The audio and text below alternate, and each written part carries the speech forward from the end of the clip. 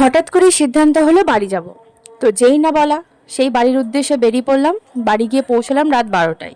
বাড়িতে কাউকেই জানাইনি, না জানিয়েই গিয়েছিলাম। আর রাত্রিবেলায় অবভিয়াসলি সবাই ঘুমিয়ে পড়েছে। চলো তাদের রিয়াকশনটা দেখে নিই।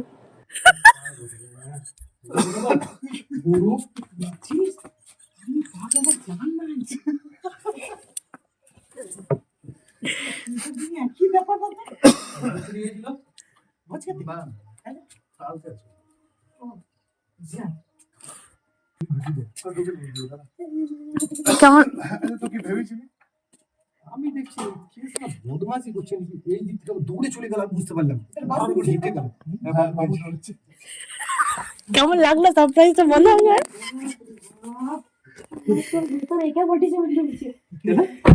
ঠান্ডা লাগছে, ঠান্ডা লাগছে, ঠান্ডা দিয়ে বাবু আমার বুকটা ভরে দেখলাম।